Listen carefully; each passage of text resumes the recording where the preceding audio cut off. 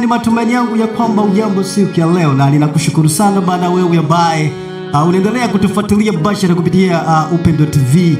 Naamini kwamba mambo ni mazuri zaidi na umeendelea kuikaa mkao kupokea mkao wa kula, kama nilivyokujuza awali ya kwamba siku ya leo tunaye mgeni bana. Kwa hiyo nilikuambia kwamba leo tutakuwa na mgeni katika video za Upendo TV. Basi naamini kwamba unatamani kuweza kumjua ni nani, lakini pia anatokea wapi. Ni jukumu lako kuikaa hivyo hivyo ili uweze kujua kile ambacho amekiandaa. Na naamini kwamba hii ni Upendo TV, tunapatikana nchini Marekani kwenye jimbo la Ohio, city ya Akron. Na leo uko nami bwana, mtangazaji wako Upendo Kiza wa Upendo TV. Bila shaka tupo kabisa kivyengine. Leo tupo na special interview, kama nilivyokujuza ya kwamba tupo na special interview na kiongozi, lakini pia mpambanaji, pia kijana, na si mwingine, utakwenda kumtambua kwa majina anaitwa nani, lakini pia ametokea wapi. Lakini baada ya kuitambulisha, tutakuletea pia mada ambayo tunayo siku ya leo. Lakini kumbuka ya kwamba tuko kwenye special interview na nani tena, kwa hiyo ikaa hivyo hivyo ili uweze kumuona nani ambaye tunaye. Basi twende moja kwa moja tuweze kumkaribisha. Kumbuka ya kwamba usikose kabisa kufuatilia mwanzo mpaka mwisho wa hii special interview. Na nani huyu? Basi twende kumuona moja kwa moja. Habari yako ndugu bana? Nzuri. Unasemaje bana? Salama kabisa. Mbona kama hujapoa poa hivi? Bana vipi? Una furaha leo sio? Ndio, nina furaha kubwa sana. Okay, asante sana. Naamini kwamba tulitaka tukufahamu. Hivi unaitwa nani, lakini pia umetokea wapi? Siku nyingi sana bana. Ndio. Okay. Kwa majina naitwa Wilonja Kipanga. Ndio majina yangu. Ni mkazi wa hapa Akron kwenye jimbo la Ohio. Ndio. Lakini pia nimetokea katika nchi ya Tanzania, lakini katika kambi ya wahamiaji Nyarugusu. Kule ndiko nilikozaliwa mpaka wakati tulipofanikiwa kuja huku Marekani. Asante. Okay. Ina maana wewe ni Mkongo bwana, wewe ni mkimbizi? Ndio, kwa uraia kabisa mimi ni Mkongo. Lakini ni mzaliwa wa Tanzania. Ni kweli, ya unajua kuna baadhi ya watu wanakuwa wanajivicha uraia baada ya Mungu kuwainua na kuwapa kipaji, wanakuwa wanajivicha. Okay, asante sana. Na kwa hiyo huyu hapa anaitwa Wilonja Kipanga na ndiye mgeni wetu siku ya leo kwenye studio za Upendo TV, na anatokea hapa Akron, Ohio, Marekani.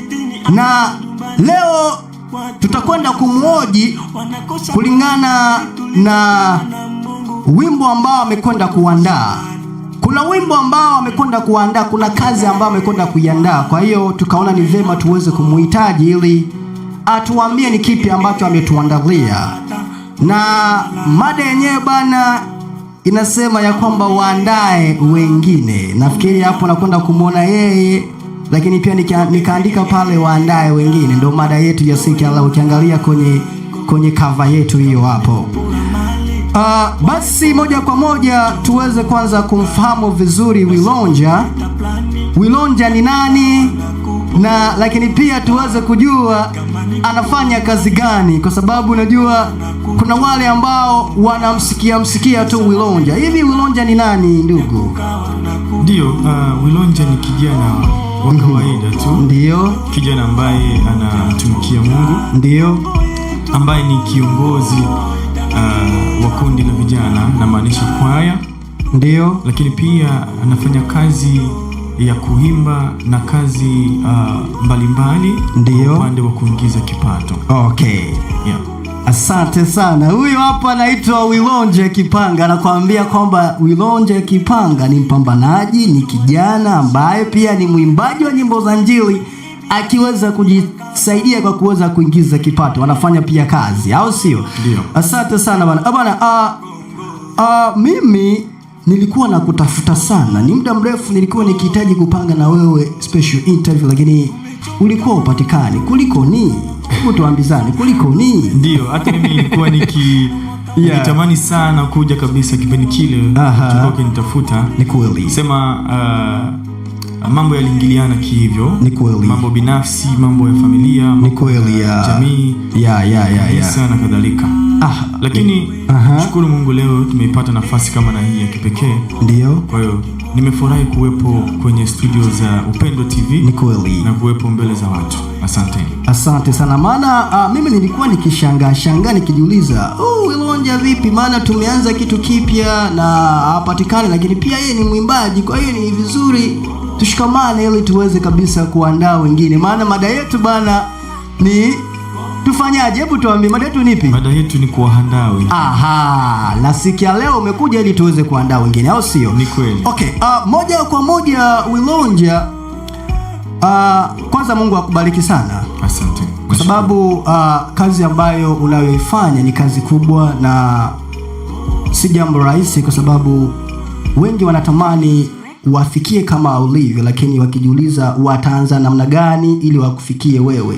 Ndio. Hivi ni siri hipi ya mafanikio ambayo unayo mpaka kufikia hapo ulipo? Maana kipaji ambacho unacho ni kipaji ambacho wengi wanajiuliza, hivi hichi kipaji kijana amekitoa wapi? Ndio. Maana tunajua wewe ni mwimbaji, lakini pia ni mtunzi wa wimbo. Ndio.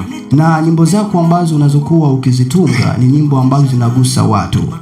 Hebu tuambie siri hipi ambayo inayo kufanya wewe kuweza kabisa kutoa kila wimbo na watu wanakuwa tayari sikiliza, lakini kutamani kila wakati wasikie wimbo wako. Hebu tuambie kwanza. Ndio. Imekuwaje? Siri ya mafanikio ni moja tu. Ndio. Siri ya mafanikio ni kuwa sambamba na Mungu. Ndio. Kwanza kujua kile ambacho Mungu alikiweka ndani yako. Na pia kubaki kwenye mstari.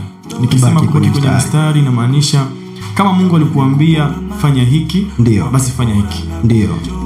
Kwa nini niseme hivi? Kuna waimbaji wengi wa gospel hapa Marekani na dunia nzima. Ndio. Na utakuta kila mtu ana upeo wake binafsi. Ndio. Kuna huyu anapenda kuimba nyimbo za kushangilia, nyimbo za kufurahia, nyimbo za 7, nyimbo za kuwasisimua watu. Ndio. Kuna mwingine anapenda kuimba nyimbo za taratibu ambazo zimebeba maadili na mafundisho mengi. Ni kweli. Kuna mwingine anapenda kuimba nyimbo za huzuni, za kufurahisha au za kuwafanya watu wakumbuke vitu vilivyopita. Ni kweli. Ila mimi kwa upande wangu naweza nikasema kitu ambacho nimepewa mimi au kitu ambacho nimepewa mimi ni kuimba nyimbo ambazo zinafundisha. Sisemi kwamba mimi ni bora kuliko wengine, lakini upeo wangu mimi ni kutoa nyimbo ambazo ndani yake mna mafundisho, lakini pia mna ladha ya muziki. Yani mtu anaweza katikisika kidogo, ila lengo kabisa, siri ya mafanikio ni kukaa kwenye mstari, kujua kile Mungu alichokiweka ndani yako, na kutumia kipaji chako kadri Mungu anavyotaka au atakavyokuongoza. Ndio. Asante sana. Huyo hapo anaitwa Wilonja Kipanga. Anakuambia kwamba kuna kitu ambacho Mungu ameweka ndani yake, na si kwamba anajisifu, bali anafanya hivi kwa kumpa Mungu tukufu, au sio? Ndio. Niwe mfupi tu. Sawa, naamini kwamba uliloliongea ni nzuri zaidi na ulimwengu anaendelea kutufuatilia kwa sababu jambo ambalo ulilolifanya, ndio maana tuliona ni vyema tuweze kukuita. Kwa sababu unaandaa kazi nzuri na kazi yenyewe inasema kwamba waandae wengine. Hivi kwanza kabla ya kufikia huko, unaweza ukatuambia safari yako ya maisha? Na sasa hivi umeandaa wimbo waandae wengine. Kwa hiyo nitaka niweze kujua kwamba mpaka kufikia hapo kwa kuweza kabisa kutoa kibwagizo hicho cha waandae wengine, maana labda kuna mengine ambayo yalikuwepo hapo awali, ndio tulitaka pia tuweze kufahamu, lakini pia mtazamaji pia nafuatiliaji wa Upendo TV aweze kabisa kutambua kile ambacho kilichopo ndani yako. Ni dakika 5 zimetoweka baada ya kutimu saa 8 na tupo na Wilonja Kipanga katika zetu za Upendo TV, na ndio huyu ambaye tunaye hapa. Basi tuambie kabisa kijana wetu mpambanaji. Ndio. Safari yangu ya muziki ilianza 2011. Lakini hapa Marekani tulioko, safari yangu ya muziki ilianza 2017. Wakati tulipofungua kwaya. Na katika kwaya hiyo tulifanikiwa kufundishwa na walimu mbalimbali akiwemo Biamungu Petro. Ni mmoja kati ya viongozi ambaye waga nampa big up sana, kwa sababu unampa big up sana kabisa. alifanikiwa sana kututoa mbali, ndio ambako tulikuwa ni waimbaji wa hivyo, lakini akawa anatuinua mmoja baada ya mwingine. Ndio maana anasema tuwaandae wengine. Ni kweli. Asante sana. Kwa upande wangu binafsi sasa, safari yangu ya muziki, kutoa nyimbo zangu binafsi haijakuwa na muda mrefu kivile. Wimbo wangu wa kwanza peke yangu nimeutoa mwaka jana 2024, ambao ulikuwa ukibeba jina la Zambi ni Mbaya. Mpaka hapa upo YouTube channel yangu, unaweza kufuatilia, bado ni audio. Ndio. Na wimbo wetu wa pili sasa tena binafsi ndio huo ambao ni waandae wengine. Lakini hapo katikati kuna nyimbo ambazo zingetoka ila zilikumbana na matatizo. Maproducer ambao walikuwa wakinifanyia kazi, mmoja kabisa wimbo ambao nilikuwa nikiupenda sana, lakini mpaka leo hujatoka, ulikuwa ukiitwa Mitandao ya Kijamii. Huo wimbo kabisa ni wimbo ambao nilikuwa nikiupenda, lakini bahati mbaya producer ambaye nikifanya naye kazi hakumalizia kazi yake. Wimbo mwingine ambao upo kabisa umeshamalizika, lakini bado sijapanga tarehe ya kutoa, ndio wimbo ambao unaitwa Jukumu la Kanisa. Huo ni wimbo mwingine ambao upo tayari. Na wimbo mwingine ambao ndio unakaribia kutoka sasa ndio huo Waandae Wengine. Ila baada ya huo Waandae Wengine kuna mwingine ambao upo tayari. Upo umebeba jina la Kifaransa, lakini haupo katika lugha ya Kiswahili, ila unajulikana dunia nzima. Ni kama vile nyimbo za wokovu, lakini katika lugha ya Kifaransa tunasema Le Seigneur nous a aimés, au Mungu alitupenda. Huo wimbo pia utakuwa hewani mwezi wa 7, watu wakae mkao wa kusubiri. Asante sana kijana wetu mpambanaji, mwenye kipaji kizuri zaidi, anaitwa Wilonje Akipanga, na amekuambia ya kwamba safari yake bana imetokea mbali, kwamba kuna baba ambaye anaitwa Petro, au sio? Ndio ambaye amemfanya mpaka kufikia hapa, lakini pia anakuambia kwamba kuna nyimbo ambazo ameshakwenda kuzitoa, labda unaweza ukapekua kwenye channel yake ambayo inaitwa Wilonje Akipanga, au sio?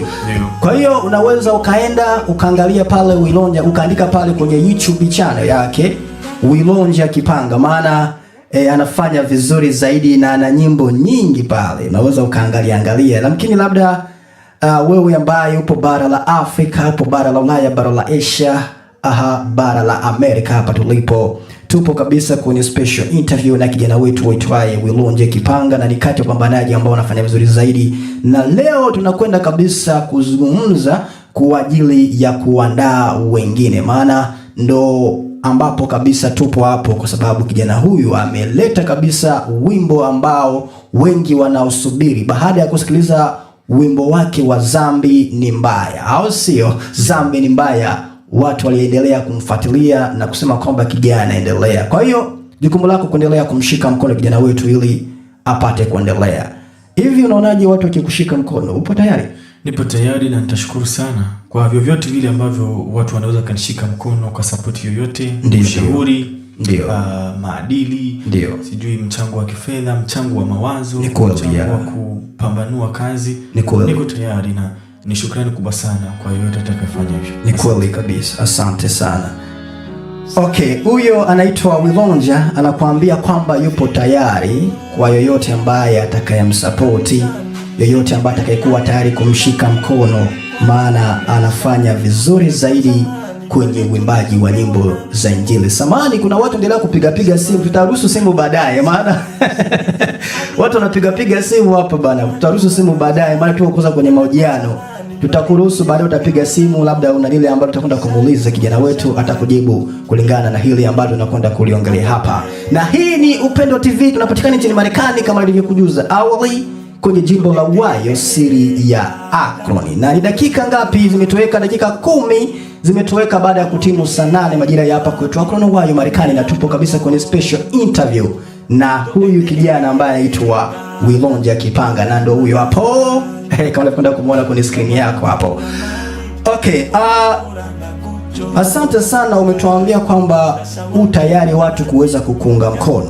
Na kuna watu wanajiuliza hivi, tutajuaje kama kweli wewe una kipaji? Maana tunaona kwamba unaimba, lakini labda kuna kingine kipaji tofauti na uimbaji.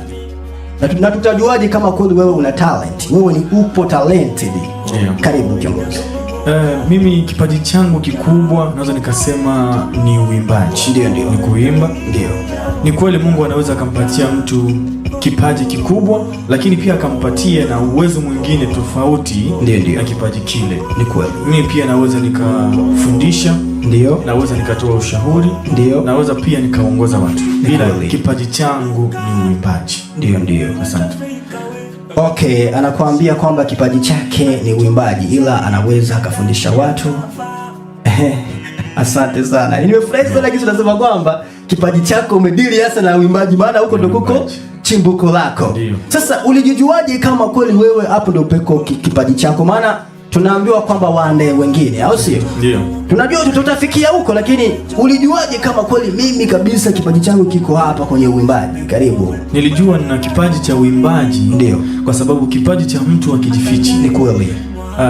Kipaji chako kinaweza kikakufanya wewe wakaonekana kama vile kichaa mbele za watu wengine. Kabisa. Kwa nini niseme hivi? Ni kweli. Naweza nikajikuta nipo katika kundi la watu. Mfano tunafanya kazi. Ndio. Wote tuko busy. Mimi moja kwa moja nitaanza kuimba tena kwa sauti bila kujali nini mtanichukuliaje. Ni kweli kabisa. Hata nikiwa mfano nimeamka au nipo peke yangu binafsi, najikuta naanza kuimba tena kwa sauti kubwa, au nimekaa tu nyimbo zinaanza kunishukia huko, hata sijui zimetokana na nini. Ni kweli kabisa. Lakini pia ambacho kimenifanya nijue kwamba nina kipaji ni pale ambako hata kama sauti yangu haiko vizuri, mimi naweza nikaimba na mambo yakaenda. Ndio. Kwa hiyo kutambua kipaji chako kama vile tena uimbaji ni pale ambako watu wengine wanakuona kama vile kichaha wakati wewe unatoa uimbaji, lakini unajua nini ambacho unakifanya. Afu nimependa hapo jinsi ulivyosema kwamba watu watakuona kama wewe una kichaa kwa sababu ya nini? Ya kile ambacho unachokipenda, au sio? Ndio, ni kweli. Huyo ndo Wilonje Kipanga anakuambia kwamba kuna wakati watu watakuona kwamba wewe una kichaa. Kuna wimbo ambao watu wengi walijiuliza, huyu wimbo kweli huyu kijana ndiye ambaye aliyeutunga, au kuna wakati mwingine labda mnapana maneno sehemu nyingine? Hivi unaweza ukajua katika nyimbo zako zote ni wimbo upi ambao watu walipenda sana, ambao wewe unaujua? Najua kwamba wewe ni mwimbaji na unaimba vizuri. Hebu uanze katika utungaji wako wa nyimbo zote ambazo umeshatunga. Ni wimbo upi ambao unajua kwamba wimbo kabisa ndio umependwa sana na watu? Maana mimi nina siri ambayo ninaujua wewe wimbo, lakini sitakuambia kwanza, wewe uniambie kwanza, alafu ndio nikukamilishie moja kwa moja, alafu tuende kuupiga wimbo huo. Maana huyo wimbo bwana ukisikiliza, au sio, utafarijika. Basi twende moja kwa moja kwa Wilonje. Karibu Wilonje. Mimi nimetunga nyimbo nyingi sana. Ni kweli, ndio nimesema hivyo. Ni kweli. Sina uhakika kwamba watu waliupenda wimbo upi sana. Na kwa kusema kwamba kutunga, sijui unamaanisha kwenye kundi letu la uimbaji la kwaya au kibinafsi? Tuseme kwamba kwenye kundi lile la kwaya. Kwenye kundi la kwaya. Kwenye kundi la kwaya. Okay. Mambo ambayo nimetunga ni tizame na ambao tumesharekodi. Ndio. Okay. Naweza nikasema ni wimbo wa msamaha. Wa msamaha. Wimbo ambao umebeba maneno kusamehe 7 Ni kweli ya siku moja. Asante sana. Huyo ndio wimbo ambao unaupenda zaidi. Ndio. Kwa hiyo zile zingine zote hauzipendi kabisa? No. Zote nazipenda kwa kuwa kila wimbo una ujumbe wake na kila wimbo una umuhimu wake. Ni kweli kabisa. Kwenye settings mbalimbali katika maisha. Ni kweli. Tunaposema msamaha tunazungumzia upatanisho kati ya watu. Ni kweli. Lakini pia sio msamaha tu, tuna wimbo ambao unaita simu. Simu nayo pia ina umuhimu wake kwenye setting ya kutumia simu vizuri. Ndio. Tuna wimbo ambao unasema watu wote watakusanyika. Huo nao pia una umuhimu wake kwenye setting ya ya siku ile ya mwisho kwamba watu watakusanyika mbele za Mungu. Ila pia kuna wimbo wa kipembe ambao unazungumza upendo au tunasema loondo. Ni kweli. Huo pia na umuhimu wake kuonyesha jinsi gani upendo ni muhimu katikati ya watu, haijalishi ni kanisa moja, jamii, kazi, popote pale. Upendo ni kitu cha muhimu sana. Ni kweli. Asante sana Wilonje. Nafikiri kwamba umekwenda kabisa kuongea kwa mapana zaidi na kulingana na namna gani wewe unavyoona kwamba msamaha ndo wimbo ambao ulikwenda kabisa kuupendelea zaidi, lakini zote ni nyimbo nzuri. Ndio. Na wanakuambia kwamba 7 mara 70 tuwe tayari kusamehe. Nafikiri kwamba tupo kabisa live kupitia Upendo TV na ni dakika 15 zimetoweka baada ya kutimu saa 8 majira ya hapa kwetu Akonowayo Marekani. Tupo kabisa kwenye special internet na wetu waitwaye Wilonje Kipanga, na ndio huyo hapo. Ni katika vijana ambao wanafanya vizuri sana bana kwenye sanaa hii ya uimbaji wa nyimbo za gospel. Lakini kwa upande wangu mimi kuna wimbo ambao niliupenda sana, unaitwa Loondo. Hivi ule wimbo unaweza ukaimba tu kabisa kadogo kupendeza, lakini karibu. Ndio. Yeah. Ninaanda otenda totendechi chwaba tona chwaba malaika. Ninaanda otenda totendechi chwaba tona chwaba malaika. Namgashile na Loondo ibe mane makambo moba itecho ilya enjanjang ele bochumbi bwa Namgashile na Loondo ibe mane makambo moba itecho ilya enjanjang ele bochumbi bwa hangelia enge chile mokombwa hangelia enge chile mokombwa. Asante sana. Bwana, wewe anaitwa Wilonje Kipanga. Naamini kwamba wewe ambaye unaendelea kutufuatilia, tupo kabisa mbashara live kupitia Upendo TV na tupo kabisa kwenye special interview na Wilonje Kipanga ambaye anafanya vizuri zaidi na ni kati ya vijana ambao wanakwenda kabisa kuimba nyimbo za gospel, nyimbo za injili kwa kuelimisha jamii kuweza kumfuata Yesu na kumkubali Yesu kuwa Bwana na Mwokozi wa maisha yako, sio? Kwa hiyo lengo na mazumuni ya kuimba ni ipi hasa Wilonje? Karibu bwana.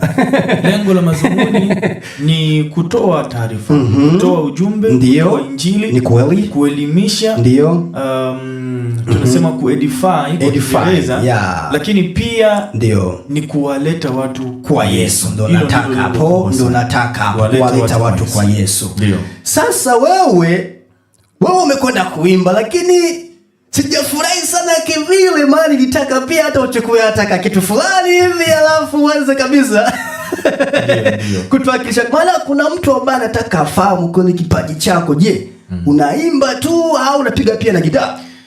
Ni kweli naimba ila nagusa gitaa. Siwezi kusema kwamba ni mpigaji mzuri wa gitaa. Ndio.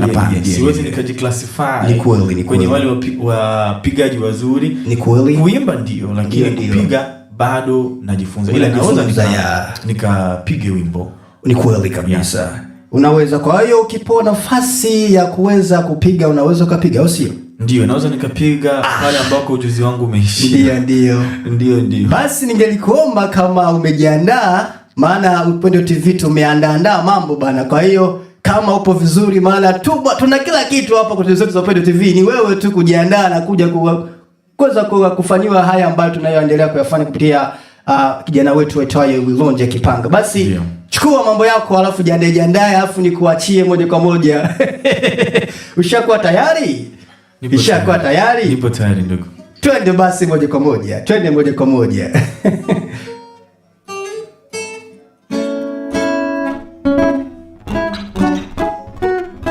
Sawa. Basi tutaimba kabisa kadogo tu. Ndio, Kaloondo. Kaloondo ya. Nilifikiri unataka wimbo huu mpya. Wimbo huu mpya utaimba huko, tujafika huko. Haraka. Usi haraka. Nakwambia kwamba haraka ina baraka. Maana unajua nini? Mimi Loondo nitakwenda kuipiga. Sasa tutakwenda kuangalia kama kweli namna gani vyombo vilivyokwenda kuingizwa mle, kama ni kweli wewe ndio ambaye uliyekwenda kabisa kutunga wimbo huyu.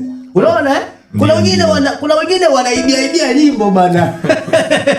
Kwa hiyo ni kama nikamtiani hako. Au sio Wilonje? Ndio. Basi twende moja kwa moja. Sawa. Ndio.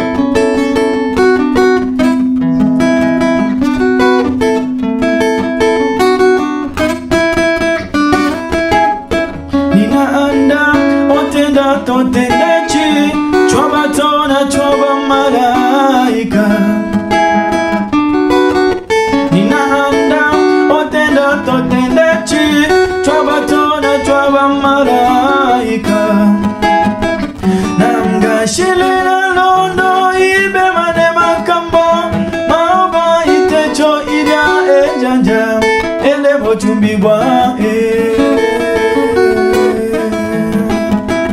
na mgashile na londo ibe mane makambo maoba itencho ida ejanja ene botumbi bwape angeja enge chile mokomba angeja enge chile mokomba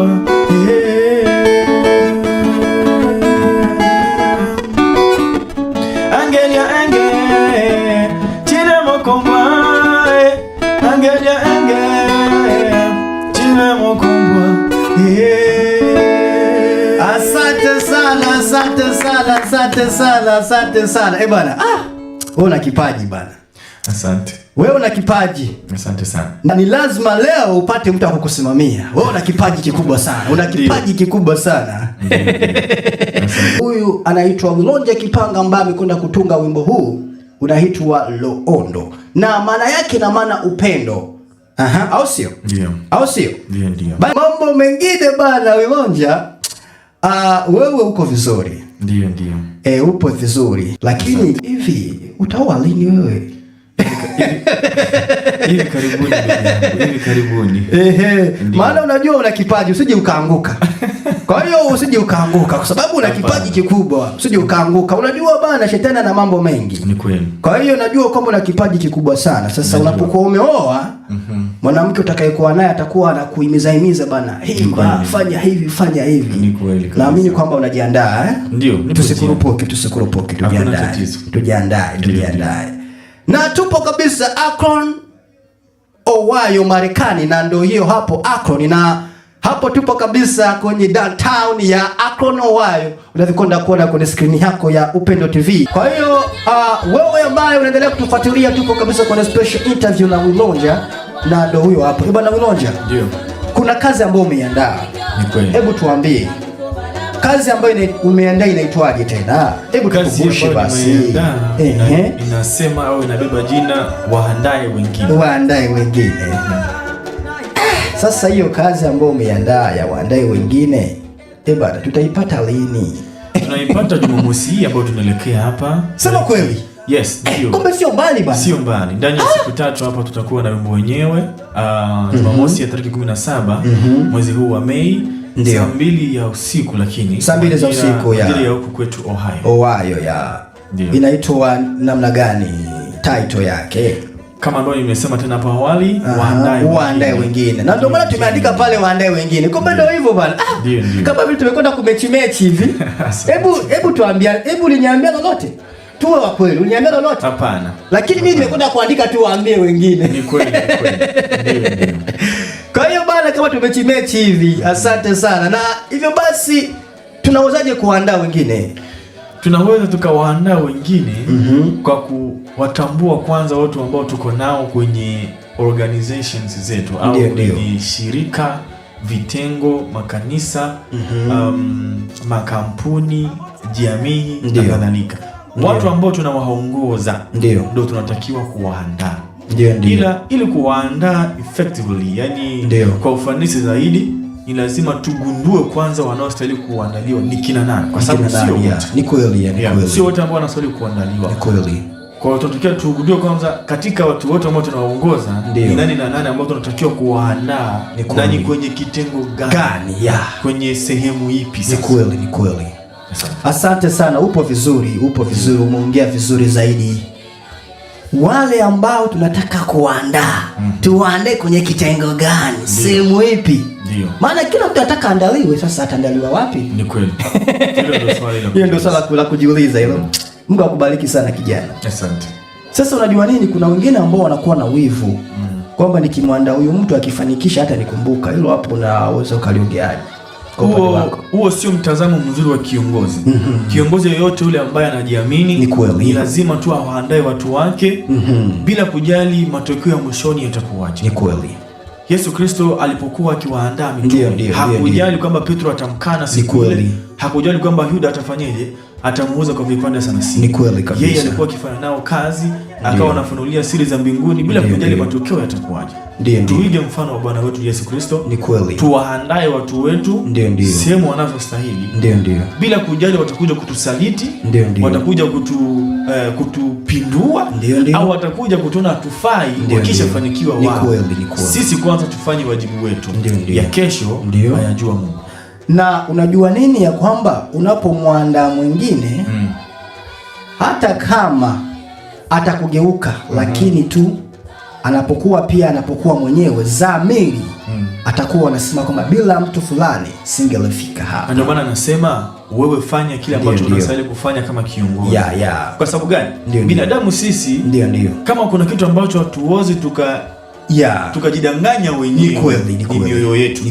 Hatuwezi tukaidanganya mioyo yetu kwa lolote lile. Mioyo yetu waga inatuambia ukweli kwamba unamfanyia mtu hiki kibaya leo, lakini unajua bila yeye usingekuwepo ulipofika. Ni kweli kabisa. So kiongozi, usijali ni wanani watakao kudharau mwishoni, watakao kutupa. Ni kweli. Lakini wewe waandae tu. Waandae. Ni kweli. Na unawaandaa kwa ajili ya mafanikio, na mafanikio yenyewe hata kama atayapata mwenyewe, lakini kwa Mungu pia anaona kwamba umefanya kazi kubwa. Si ndio hivyo kiongozi? Hiyo ni kweli kabisa. Sasa najua kwamba tunakaribia kumaliza. Maana muda wote pia ndio hivyo, endelea kutupa mkondo, maana dakika 35 zimetoweka baada ya kutimu saa 8 majira hapa kwetu Akron wayo Marekani. Kwanza hivi wajisikiaje kujua na Upendo TV siku ya leo? Nimejisikia fahari kubwa sana na nitapenda ili swala liendelee. Lakini lisiishie kwangu tu. Na kwa wengine. Najua kwenye jamii yetu hapa kuna vijana wengi ambao wana maono na wana vipaji. Wengi wao wanajificha, hawapendi kujionyesha. Wengi wao wamekaa na wanasubiri wao ndio wafuatwe. Hebu twende hapo. Hivi mtu mpaka ajifiche na kipaji, kipi ambacho unaona mtazamo wako? Nadhani inatokana na vitu vingi sana. Jambo la kwanza ni uoga. Ni kweli. Kama ambavyo walimba Roza Mwando, uoga wako ndio maskini wako. Alafu una akili wewe. Ni kweli. Na watu wengi wanajificha kwa ajili ya uoga, bila kujali kwamba hiki kipaji changu Mungu alinipatia nacho, sistahili kuwa na uoga. Ni kweli. Kwa ni ngoma kwanza, vijana wenzangu, tuondoe uoga. Endapo unagundua na kipaji fulani, kifanyie kazi. Kuimba tu sio kipaji chenyewe. Kuna mbona vipaji vya kushona, vya kuhamasisha watu, vipaji vya vya kupika. Unaweza ukawe professional cooker. Sio tu lazima wewe unapika nyumbani na ukawa unaingiza kipato kwa nyumbani. Wengine vipaji vya kucheza mpira, lakini watu wamejificha. Kwa hiyo watu watoke, wajionyeshe, watokane na uoga, wasisi aibu. Maana uoga wako ndio maskini wako. Naamini kwamba kuna kipindi nilikuwa nikikwambia kwamba Wilonja, mimi nataka kuwa kitu fulani, na katika mazingira hii ambayo unayoiona hapo, unaonaje hilo? Nimependa sana uthubutu ambao ulikuwa nao. Ndio. Lakini pia determination. Ni kweli kabisa. Determination ambao uko nayo. Tunasemaje determination? Umalizaji tuseme. Ndio, umalizaji au umaridadi ambao ulionyesha tangu mwanzo kwamba ubunifu. Mimi lazima niwe na studio ya Upendo TV. Leo niko hapa. Ni kweli. Kwa hiyo tuige mfano wa ndugu yetu Upendo Kiza hapa. Ni kweli kabisa. Yeye alikuwa akiongea kwa maneno hapo mwanzo, lakini leo anaongea kwa vitendo. Ni kweli kabisa. Na mimi niombe Mungu akuendeleze, akufanye ufike mbali. Na wewe pia uandae wengine. Ni kweli. Kauli yako tuandae wengine. Siku moja tukuone kwenye ABC News au kwenye VOA. Yaani au kwenye VOA.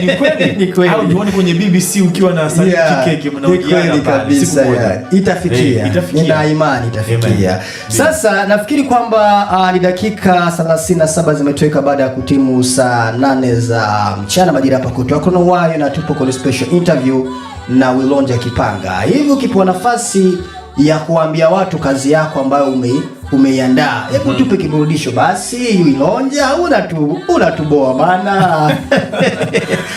Hebu basi andaa kazi yako basi.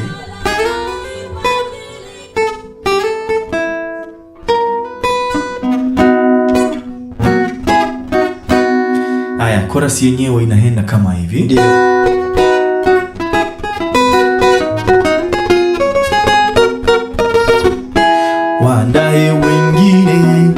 katika nafasi ulionayo, ili ukiondoka kazi yake Mungu isife bure. Waandae wengine katika nafasi ulionayo, ili ukiondoka kazi yake Mungu isife bure. Hivi ni nani atakaye vaa viatu vyako wakati wako ukifika wa kuondoka duniani? Hivi ni nani atakaye vaa viatu vyako wakati wako ukifika wa kuhama makazi yako? Asante sana bwana. Unaweza bwana, unaweza. Ndio. Unaweza. Asante. Maneno ambayo umekwenda kuyaingiza mle, nimeyapenda sana. Asante. Maneno matamu. Ni kweli. Ambayo yanavutia. Ambayo yanakuwa hata yakifariji na kugusa kwamba nani atakayevaa viatu vyako ukifa? Ni kweli. Kwa sababu unajua wanasema kwamba onyesha kazi yako kwa kuandaa watu. Ndio. Maana kaburini kule kuna matajiri wengi, kuna watu ambao walikuwa na uwezo mwingi lakini wametoweka. Sasa wewe ungaliki hai, kwa nini wewe ambaye uko hai ukose kuandaa wengine na una kipaji? Ndio Wilonja anakuambia kwamba hivi ni nani ambaye atakayevaa viatu vyako? Ni kweli. Viatu vyako pale ulikuja kuingiza ile neno wewe kwamba hicho kiatu kivue. Hapana. Ni neno tu ambalo lilitokana na kufikiria. Na unajua na uliwaza mbali. Uliwaza mbali. Kwenye uongozi kuna neno kuvaa viatu. Sio kuvaa viatu ambao tunavaa miguuni. Ni kweli. Hapana, bali ni kubeba mzigo wa yule ambaye alikutaniwa. Ni kweli kabisa. Ni kweli. Na ndio maana Dr. Madlo anasema kwamba uongozi ni zamana. Uongozi ni zamana. Tuwe tayari kuzaminiana, kuachiana. Inakuwa ni hivyo. Sio tu wewe unakuwa na kipaji unakosa kumwambia na mwenzio. Kuna blaza ambaye nampenda anaitwa Joel Arthur Nauka. Ndio blaza ambaye ameniandaa. Blaza namheshimu sana. Namjua yule. Joel Arthur Nauka ameniandaa sana. Anafanya vizuri kwenye kazi yake. Anaga nongonongo na watu. Ndio.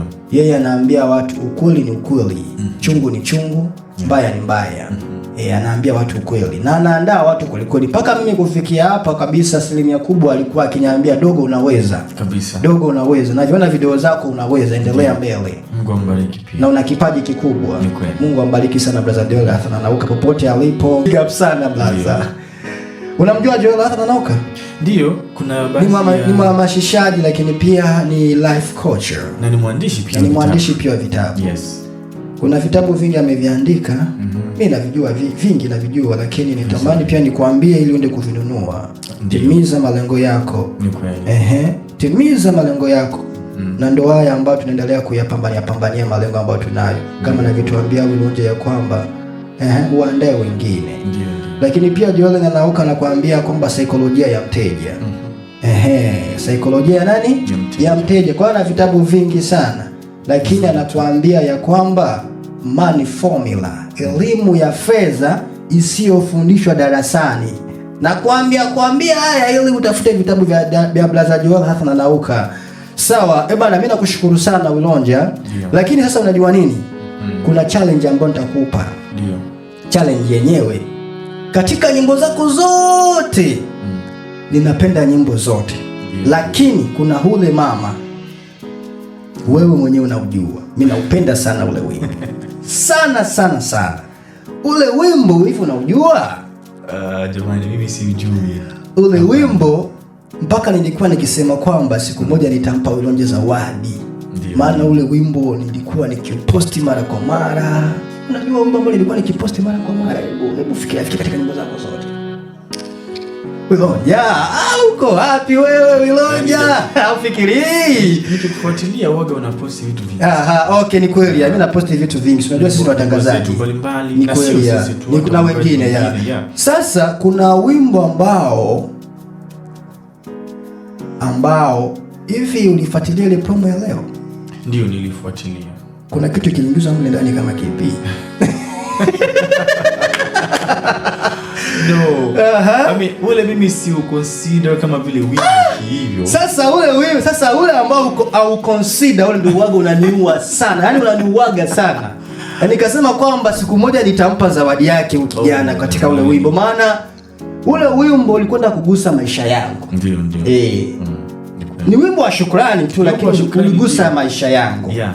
Ndio. Nitaomba radhi sana na kuomba. Ndio. Uniimbie ule wimbo. Ninakuomba.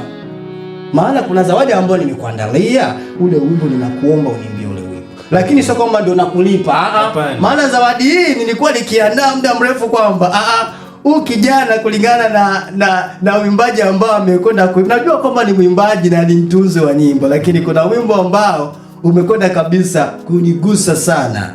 Na wimbo huo bana ni wimbo wa shukrani. Ndio. Na bahati nzuri bana mimi naye pia ninakuwa na kitu hapa mkononi, natamani pia hata nipige basi niweze kujua ule wimbo bwana.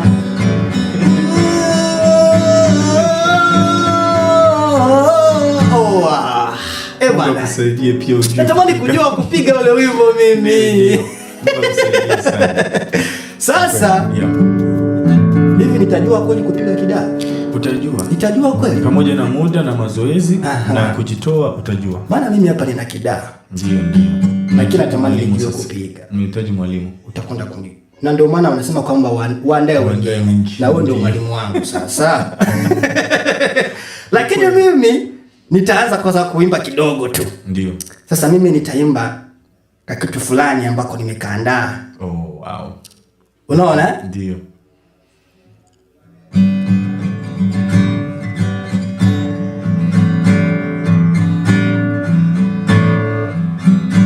Natamani kujua lakini usinicheki. Natamani najifunza. Kwa sababu hata mimi bado najifunza. Sijui kupiga lakini hata mtu akunifunza sijakuwa na mtu akunifunza. Lakini kucheka hapa. Natamani mkuu. Kwa hiyo usijali. Asante sana Ilonja. Bana unajua nini? Mimi najifunza bana. Sasa kama najifunza najua kwamba si rahisi kujua na Ilonja atakwenda kuimba. Mimi naanza kwanza, afu baadaye atakwenda kuniimbia ule wimbo ambao mimi na upendo maana nimekwenda kusagusa kidaa hichi. Asante bana. Bana uimbie basi, sina wimbo wote bana. Mimi najua nini? Sije kuimba. Sasa Ilonja, ngoja nikumbuke. Kumbuka ule wimbo, alafu upige hapo, alafu baadaye tutakwenda kuupiga tena tuone kama vimekwenda kumechi. Hivi kweli ni wewe ndio ulitunga ule wimbo? Ni wewe kweli? Kwa sababu siku ile nilikuwa hata nimekuona siku ile. Nimekuona. Nilikuwa nikiimba. Ulikuwa ukiimba tu. Kwa sababu ya nani ilikuwa ni siku ya kusherehekea siku yangu ya kuzaliwa. Nikajikuta tu nimeanza kuimba. Ndio maana nimesema kwamba mimi ulikuwa considerate ule wimbo. Considerate kama vile ni wimbo. Nikajikuta tu nimeanza kuimba, lakini kwa sababu umekubariki ni kweli. Ngoja tufanye hivyo basi. Umenibariki ule wimbo.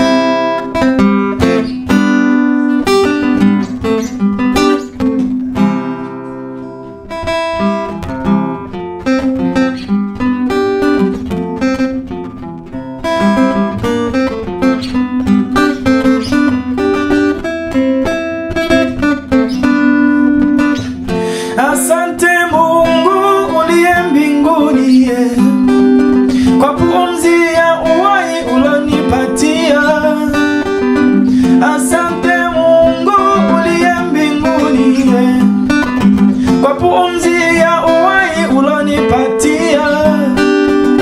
Pamoja na magumu yote niliyopitia, leo niko hai mimi. Amina. Pamoja na magumu yote niliyopitia, leo niko hai mimi. Nasema asante kwa pumzi ya uhai. Nasema asante kwa maisha ya leo. Asante Baba, ushukuriwe milele. Amina. Asante Baba, ushukuriwe milele. Amina.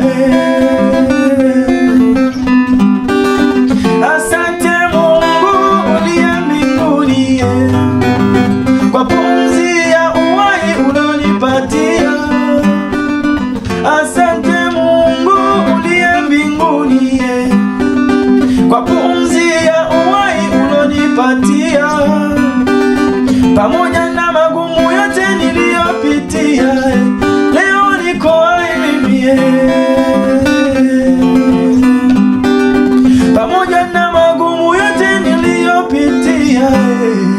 nasema asante.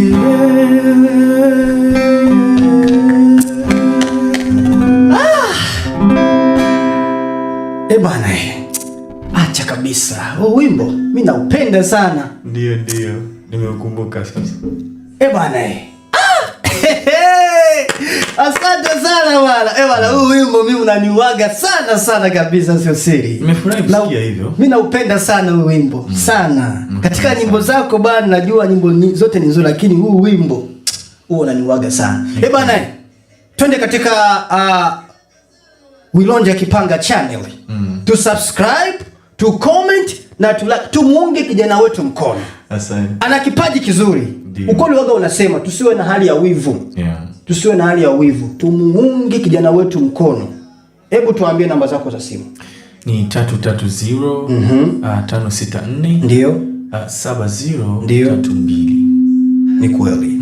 Rudilia tena. 330 ndio 564 7032. Asante sana kwenye namba hizo. Okay. Lakini pia labda una cash up hivi, labda kuna watu wanaweza wakakuunga hata mkono kwa kukutumia cash up. Namba hiyo hivyo na kwa jina hilo jina la Wilonja Kipanga. Namba ni hiyo. Kwa hiyo ukiwa na zawadi yako yoyote, maana Wilonja amekwenda kutuimbia live, kama mimi nimekwenda kumwandalia zawadi, na pia hata na wewe pia ukiwa na zawadi yoyote kulingana na huyo wimbo kweli, lakini naona ukumalizia huo wimbo. No, sikumalizia kwa sababu ya muda. Ninaamini niliona hilo hapo kwa sababu ya muda wote umeenda. Basi sasa Wilonja, tunakushukuru sana kwa kazi nzuri, maana umekwenda kufanya mambo makubwa sana. Mungu akubariki. Najua kwamba utalipwa na Mungu. Ni kweli. Utalipwa na nani? Na Mungu. Ndiyo. Sasa unaweza ukatoa ujumbe wako wa mwisho upi kwa watazamaji wetu wa Upendo TV? Ujumbe wangu wa mwisho kwanza kuhusu wimbo ambao upo njiani. Tafadhali nitaomba wimbo ukishatoka tusaidiane au tusapotiane kwa kushare, kwa kucomment. Ni kweli. Kwa kutoa maoni mbalimbali. Lakini pia kwa kuweza kusubscribe kwenye channel yetu ambayo tuko nayo. Ni kweli. Wilonja Kipanga. Ndio. Maana vitu vingi vizuri vinakuja. Ndio. Tunahitaji muda tu kwa kuweka mambo yote sawa. Na kuhusu wimbo tena, wimbo umelenga sana mtu yoyote yule ambaye ni msimamizi wa watu. Namaanisha wachungaji, walimu, watu ambao ni viongozi wa mashirika yetu, wa makanisa yetu, wa jamii zetu, kwenye serikali, kwenye makampuni yetu ambayo tunaenda kufanya kazi. Lengo ni moja tu na jukumu ni moja, tuwaandae sasa wiki. Kwa kuwa sisi tukiondoka na huku mambo yetu yanakufa, yani tuseme baada sisi viongozi kuondoka, alafu mashirika yetu huku yakahumwa au yakafa, inamaanisha tumefeli. Tumefeli kama vile viongozi.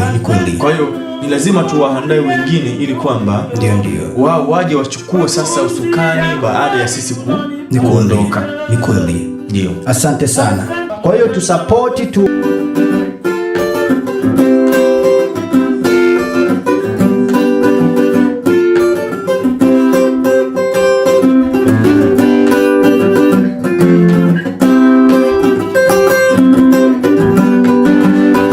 Asante Mungu uliye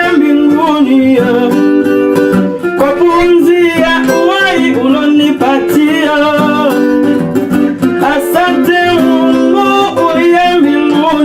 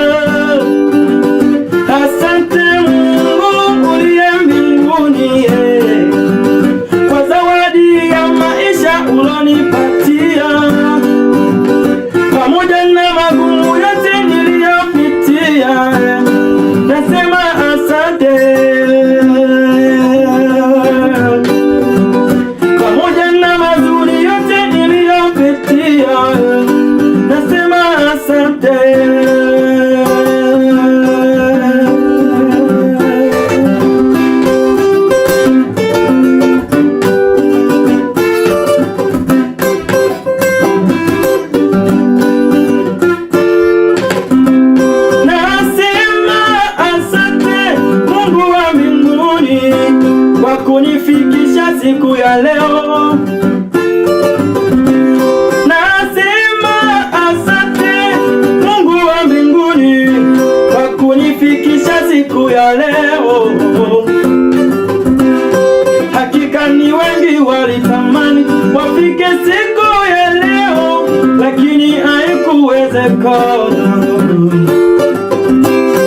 Hakika ni wengi walitamani wafike siku ya leo, lakini haikuwezekana. Kwa upendo wako jinsi ulivyo mkubwa, Mungu, nimefika siku ya leo. Asante Baba. Kwa upendo wako jinsi ulivyo mkubwa, nimefika siku ya leo. Asante Masia.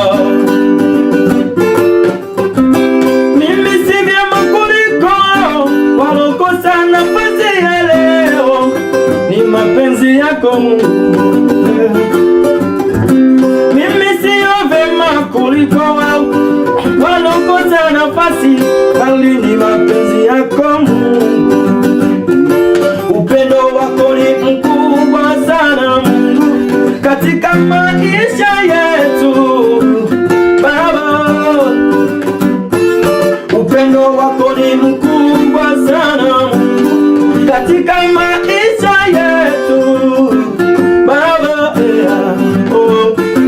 Pamoja na makosa yetu yote, bado unatupenda upendo wa dhati Mungu wetu.